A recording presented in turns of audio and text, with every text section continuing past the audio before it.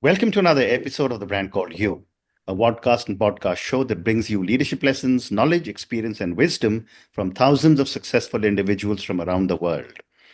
I'm your host, Ashutosh Garg, and today I am privileged to welcome a very, very senior and accomplished professional from the world of education, with the government, and in various other spheres from New Delhi, India, Professor Anil Sahasrabudhe.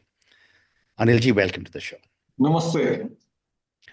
Professor Sahasrabudhe is the chairman of NETF, NBA, EC, NAAC, and NIF.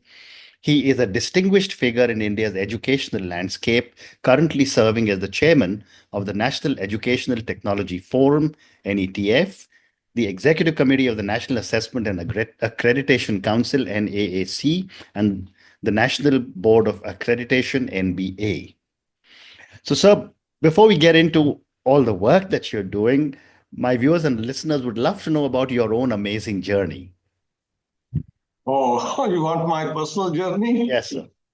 Okay, I started off my education from a small town called Hubli in the state of Karnataka. Yeah. I did my schooling and high school. And by the time I completed my 10th grade, I was about to quit education and take up a job. Very surprising. That is because we were a joint family with my father as the only earning member. His elder brother had passed away, his 4 children, grandfather, grandmother, a family of 10 to be taken care of by a person who is having a small job in railways. So I thought, I'm the eldest of the siblings, so I thought I should help the family. So I almost took the job in Avery India Limited, the weighing machines. Yeah, absolutely. On the railway platforms and everywhere else. But somehow that person who interviewed and selected me was discussing about this in some informal forum somewhere, probably before I had joined. And one of my distant uncles learned about it, and he asked, who was that guy you are talking about? And then when my name cropped up, they all felt very bad that my cousin's son is taking up a job, whereas he has such a brilliant marks in the 10th grade. So they called me and said that this is the fee, you go and join the college. So that's how I started my science college, then engineering. In engineering also, although I had selected in IIT Madras after a JEE, I did not join because I saw, a lot of expenditure for one person from the family is not possible. So that is how it started. Then I did my master's and PhD from Indian Institute of Science, Bangalore. But in between, I had joined Tata Consulting Engineers for a short while.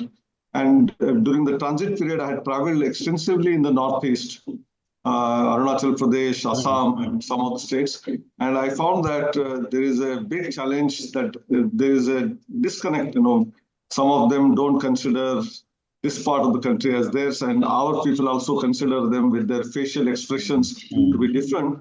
So after my PhD, I joined in the Northeastern Regional Institute of Science and Technology in Arunachal Pradesh as a lecturer, rather than going abroad for postdoc education and studies.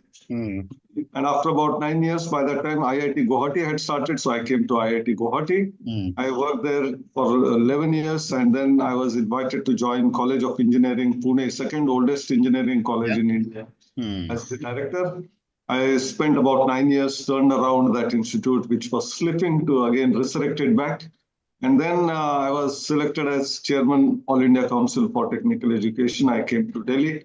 And with all my versatile experience of different natures, private, government, state, and the central government institute, all of that, I was able to transform in the technical domain, technical education in the country. Amazing. And post-retirement, I'm continued as I said, the chairman of NETF, NAAC, NBA right now. Amazing. Thank you, sir. Can you now talk to us a little bit about the vision and the goals of the National Educational Technology Forum to leverage technology for education?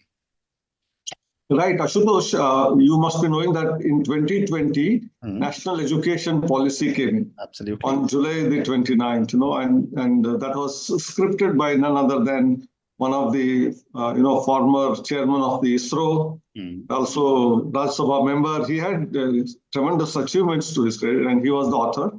Along with, there were other members of the committee as well. So in that, there is a mention that we must have two different bodies. One of them is the National Research Foundation, which also came into being last year for funding large-scale research projects. And the second, whatever was said in this particular commission was that we should have a National Educational Technology Forum to leverage technology. And that's how it was established soon after my retirement. And now it's more than 2.5 years that I have been here. And how do we engage children from school to high school to college and universities in learning, which is effective learning, or what we say, much better quality education can be imparted through the use of technology. Some of the areas where there are no good teachers available, we can still reach the unreached through the digital means. As one type. And then secondly, even in those areas where good teachers are there, today, because of internet, because of YouTube, because of MOOC platforms, students are aware of many things which in the classroom are delivered by our teachers. So unless we make classes interesting, innovative, I think they will not be able. And then worldwide, people say that attention span of students is just about 8 minutes. So how do we engage them? And that is where, whether it is simulation, whether it is animation, whether it is graphics, whether it is what we call ABGC sector, a new emerging sector, animation, visual effects, comics and graphic gamification. These are all some of those things. Then augmented reality, virtual reality, metaverse. These are the things which make students exciting to learn. So these are the things which we are trying to do. Fascinating. And sir, how do you think the integration of the Indian knowledge system into digital learning platforms change or impact the future? The Indian knowledge system is another important initiative which was undertaken when I was chairman of the AICT. Ministry of Education set up this. It is located right now still in AICT office itself, with some people brought in from IITs and some universities who are delivering it. And we are trying to create interest amongst our students in IKS. Much before that, we set one course, mandatory non-audit course of Indian knowledge system to be provided to all the engineering students. Much awareness is not there. We all say science has come from the West. That is the assumption. Whereas the beginning of science happened from Bharat, India. Whether it is physics, chemistry, mathematics, biology, construction engineering, civil engineering, architecture, water resources, water harvesting, all of that was at its zenith way back about 600 BC. And that is where the first university of the world was established in, we all know the Nalanda name, much before that Takshira. And when Takshira was destroyed, it was shifted to Nalanda and it continued. So from about 6th century BC to 12th century CE, 1800 years, if there was any world ranking system, all the top 10 universities of the world would have been in India. That being the phenomenal, education or knowledge generation that happened in our country. It went from here to Arab world and from Arab world to Europe and Europe to US and others. And then they developed it further. We should not say that everything happened here. Much has happened subsequently in terms of science and technology. But their roots are in India. And therefore, this Indian knowledge system is very important. We created a textbook called Indian Knowledge System Textbook, engaging IIM Bangalore, where a lot of study about this has been made and then published. This is a book which is now like a textbook for Indian knowledge system. Dr. Mahadevan, who just retired last year from Indian Institute of Management, Bangalore, is the author, along with two others. So this is one part. Now you talked about how do we engage it in digital platform. Because much less what I said, very few teachers are there who are aware of all of this. Forget about students. Even teachers are not fully aware. So we are creating MOOC courses, massive online open courses under SWAYAM. our indigenous MOOC platform of Bharat. And through that, if these courses are delivered, and then teachers also are trained in dealing with them, I think a lot of research interests can be created where we connect past with the present and present to the future. I think that is what IKS should be able to do. Just don't bask in the past glory, but make it relevant to today's times. And not only today's times, even future times. So today we are all talking about artificial intelligence. So how this knowledge can be used, coupled with AI, in order to give solutions to some of the challenges which we are facing, whether it is for environment, for healthcare. COVID-19 showed us the way that the whole world came to a grinding halt. But it was technology which allowed us to continue functioning in education sector. And then coupled with IKS, Ayurveda, yoga, meditation, I think people were able to survive. And then much less deaths compared to the population happened in India compared to anywhere in the world. Very well. Very well. Overall, deaths were there, but see the 140 crore population. Compared to that, it was insignificant. So I think we have all this traditional knowledge, which we should start giving right from school time. And that's why, whether it is creation of school textbooks of science, of geography, of history, where IKS should come in. And similarly, in our higher education, be it in arts, commerce, science, I talk about science, but in terms of political science, in terms of what we call as the Chanakya Niti, economics, all of that also was at the greatest zenith. Actually, we all know the recent phenomena, but what about 3,000 years ago, 5,000 years ago? Absolutely. And even our epics like Mahabharata, Ramayana have so much of content which is very valuable for value-based education.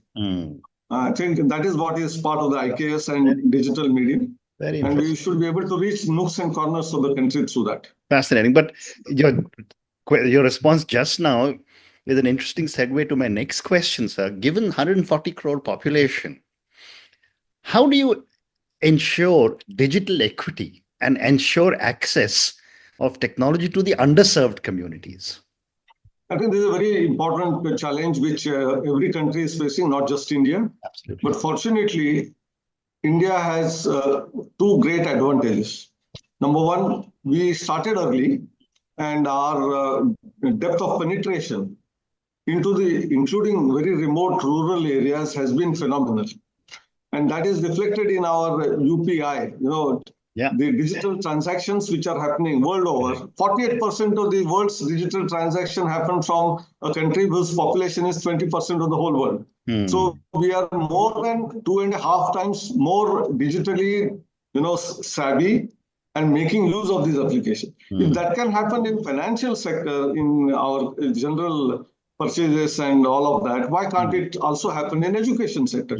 So I think this often talked about digital divide, etc., is not really true, because in fact, without digital, probably divide is more. We cannot reach good faculty members to some remote village in Nagaland or in Kashmir or some Chhattisgarh, whereas internet can reach very easily. And fortunately, more than 50% of the villages now have Wi-Fi 3G, even 4G connection. Remaining are being covered, and therefore this access and equity is being taken care of. I'm not saying that 100% everything has happened, but we are on the track. Maybe in a year or two, there will be no village in the country where there will be no fiber optic connectivity available. So we have already reached all the nooks and corners in terms of electricity. But now it is the next wave is that of the reaching of the internet. Secondly, India is the only country in the world where data cost is the lowest. Actually. You go to African countries, my God, one hackathon which we wanted to conduct, they said we can't online come on your hackathon system because our data is nearly 100 times more costlier than India. How can they do it? And same is the case in many other countries. But somewhere it is slightly reasonable, but we are the cheapest in terms of data. So one is reach in terms of penetration of fiber optic connectivity, nooks and corners, and the low cost of data. The only third thing which is required is the device. And devices today are also very effectively cheaper, and many governments, state as well as central government, they are giving laptops, they are giving phones, etc., smartphones to students, especially girls, those who are disadvantaged sections of the society, OBC, SC, ST. So I think in a way, all of this divide is not going to be continuing. It will all dissolve. Sure. No sooner we will be able to reach out to all these communities. Very well, sir. Thank you. And how do you envision the collaboration between technical and liberal arts institutions to foster a well-rounded education? And I understand this is a key factor of the new education policy as well. Yeah, national education policy talks about holistic development of students. Correct. And right from first paragraph, it talks about this. Yes. And therefore, engagement of both science, engineering, medical, law, all these faculties, along with them, the humanities and social sciences, liberal arts, is very significant. And fortunately, even before the policy came, some of the top brands in the country, like maybe IITs or some of the central universities, did have a liberal arts or humanities and social sciences departments, full-fledged courses, PhD programs. And in fact, I'll tell you, many IIT alumni, after about 15, 20 years, if you ask which faculty do you remember, they don't remember our engineering faculty, but they remember a person who taught them economics, or the one who taught them philosophy or psychology. Correct. So the importance of this was there all the time, but it is more and more being realized through the national education policy, lots of collaborations which are happening, departments of liberal arts being opened up in even engineering colleges. I think that is the way forward. Correct. Well said. And how does a multidisciplinary education prepare students to navigate the complexities of the modern workforce better? See, multidisciplinarity is also a thing of not today, but of the past itself. Correct. And gradually it is becoming more and more important, more and more, necessity is being felt. I just give an example of a automobile. So when I studied mechanical engineering, automobile was a totally mechanical engineering subject. Correct. You have an IC engine, you have gears, you have clutches, you have brake, and all of that. All of them were absolutely mechanical. Gradually, more and more electronics started inducted in. There is a computer today. So all the automatic vehicles today, you hardly have any mechanical systems to be looked at. They are all governed by control system. They are governed by a computer. So I think now it has become what we call a movable vehicle, which is a wheeled vehicle, no doubt, but everything is electronics. So this same way, you take any product, there is a lot of multidisciplinarity involved. And in fact, you asked last question about liberal arts. And therefore, how a user will feel about a product is a very important thing. So design thinking, design approach, and inculcating the psychology of the customer is all becoming more and more important if you have to survive in the market. And that is where multidisciplinarity comes in. And therefore, any problem solving which we do today will involve not only humanities and social sciences, but also engineering, management, law, our whole governance system. Everything has to be taken holistically. And that is where multidisciplinarity comes in. Very well said. Thank you. My next question is that, we're also talking a lot about innovation and entrepreneurial thinking in education. How can educators encourage entrepreneurial thinking among students? For example, about 3 decades ago, hardly we were talking about startups. Correct. And then even 10 years back, when the present government took over, the number of startups in India registered were not even 400. Correct. Today, in last 10 years, it is 140,000. Yes. So it is not in terms of percentage growth, but it is 400 times growth which has happened. Absolutely. And all it is because of, one is policy. Secondly, encouragement right from school education. I'm giving an example of the NITI Aayog, which started Atal Tinkering Labs in the school education, where innovation is given impetus. There are more than 10,000 schools. And then similarly, at the higher education side, there are research parks, created by higher education sector on one side. DST as well as NITI Aayog is giving incubator support. And then even faculty members are allowed to start their own companies, which was unheard of earlier. We were thinking that people in the teaching community have to only teach and do research, do nothing else. But today they are also allowed to create their own startups along with their students. I think this encouragement is one thing which has started getting, focus. Secondly, AICT started what is known as Innovation Center in AICT, and advocacy was done for colleges and universities to start innovation councils in every institute, comprising of some faculty who are interested in this domain, students, alumni, neighboring industries, and thereby the creation of a culture of innovation began. And we started another initiative of Smart India Hackathon, under which problem statements from government departments, startups, big and small companies were all provided to the young generation of students from colleges, and they came out with brilliant out-of-box solutions. So this is a support system for innovation which has started happening. We have to still go deep. We only knew about Jugaad Tech. Those who are uneducated were also doing. We have a National Innovation Foundation, under which such people with no education also doing innovation, their patents are being filed. More than 600 patents filed in the last 1 decade or so. So that means overall, there is a support system for innovation. And our ranking in Global Innovation Index, we stood at 81st position 10 years ago. Today, we are in 39th position. Wonderful. Each year, we are jumping by sometimes only 5, 6, sometimes 10 places, sometimes 1 place. It doesn't matter. But there is no year in which we have slipped. We are constantly going up the ladder. Correct. The path is in the right direction. I have time for 2 more questions for you, sir. What measures can be taken to build a culture of innovation across our campuses in India? I've already told about several initiatives which have been already taken, which is supporting the innovation culture.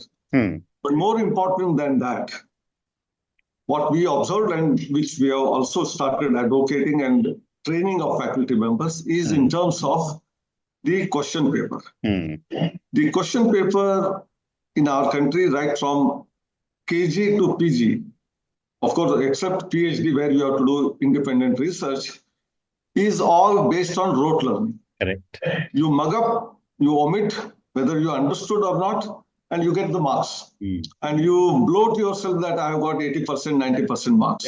But if you ask a question that where do you use it, how do you use it, why do you use it, they are blank. And our question papers have to be based on these issues like critical thinking, analytical ability. Not easy to set a question paper. Many times people think that setting a question paper is a half an hour, 1 hour job. No, it sometimes takes a couple of days to set a good question paper where students are made to think. And this thinking ability is one important. Then courses of design thinking, starting from school to college and university. When we introduce them, students will start looking at the problem holistically, 360-degree view, and then automatically innovation will follow. You don't have to have an innovation course at all, because God has given us 5 senses, forget 6th sense, which we sometimes talk about, but everyone has these 5 senses except 1 or 2 who are physically challenged. All others have got these 5 senses. Are we using them effectively? Correct. While traveling on the road, our eyes are open, we are seeing something, but we don't critically analyze that situation. Can there be a problem there? Can we solve that problem? We are not using our ears, our nose, our eyes, all of that, So if you start doing it, this is what we have to train our students right from school. Very well. And then question paper should be set in a manner that if someone is writing an answer which is not part of the textbook or which was given as part of the notes in the class, we should value that answer probably more than the answer which is written from the textbook. Absolutely. I think this big transformation and change is what is required, and teachers' training is ongoing on this aspect. Very interesting. And my last question for you, sir. How can institutions ensure that their entrepreneurship programs are inclusive and accessible to students from all backgrounds?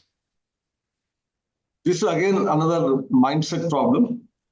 The ideas, or what we call interesting startups, can emerge from any section of this society. In fact, in my opinion, people coming from very remote areas, rural areas, may be more innovative, more design thinkers than one who have been grown up in the metropolitan cities. Because we all the time see huge high-rise buildings, whereas they see the nature, they are in the midst of the nature. And a lot of learning today and a lot of scientific discoveries today are based on natural things or biological inspired innovations, whether it is in computer science, whether it is in electronics, all of that is coming from nature. So those who are living with nature, whether they are sections of the society whom we call SC, ST, OBC, in fact, we are better off in innovation and design. So our institutions have to support all of them, provide both, some kind of financial support wherever required, mentorship support wherever required, because some of them are not confident, unfortunately, because they come from such background that they feel that they can't do it. We should give them that confidence that you can also do it. And that is how our educators have to be trained, our management, our heads of the institution, departments, have to think holistically about every section of the society. And if you do that, I'm sure with 140 crore population, with the impetus given by the government, no one can catch us. We are going to be a developed country, Vikasit Bharat by 2047. No doubt about it. Yep, and I completely agree with you. But on that note, sir, I just want to say thank you so much for speaking to me about your own incredible journey. I just love the way you so matter-of-factly said I joined Avery because the family needed it. You didn't take IIT Madras because you thought of the money.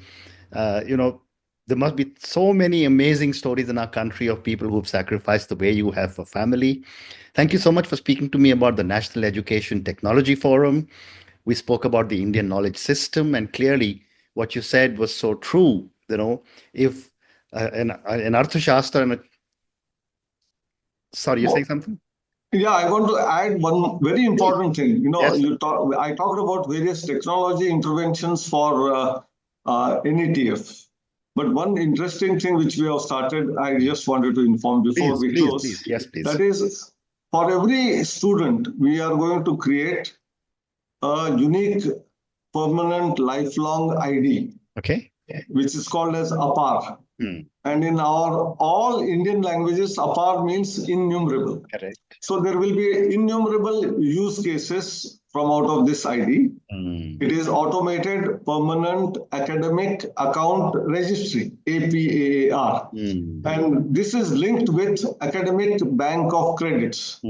So every learning by a student, whether formal or informal, whether in the school or college or university or as a part of the social life, be it in sports, in music, dance, drama, competitions, all that can be deposited as the record of that student, which will be accessible by giving that 12-digit ID to anyone who wants to know your credentials. It is like building your lifelong CV, continuously added up with new and new learning of yours in life, right from birth till death, So that is what is going to be very, very useful initiative of the National Educational Technology Forum. Amazing. And APAR will be a game changer for a lot of students, sir. But absolutely. As I was concluding that, you spoke about Niti Shastra written in 3rd century BC or BCE. And I've often said this, and I read the Arthashastra and the Niti Shastra quite often, that if this kind of knowledge existed in 3rd century BC, can you imagine what must have been there 3,000 years before for this amount of evolution? Thank you also for speaking to me, sir, about the need for collaboration between technical and liberal arts education. We spoke about multidisciplinary education. We spoke about the need to encourage entrepreneurial thinking. And finally, we spoke about the culture of innovation. And of course, last bit you just told me was about APAR for students. Thank you for speaking to me, and all the very best to you, sir. Thank you, Ashutosh, and Brian called you. Thank you. Yeah, thank you. Thank you for listening to the Brand Called You videocast and podcast, a platform that brings you knowledge, experience, and wisdom of hundreds of successful individuals from around the world. Do visit our website www.tbcy.in to watch and listen to the stories of many more individuals. You can also follow us on YouTube, Facebook, Instagram, and Twitter. Just search for the Brand Called You.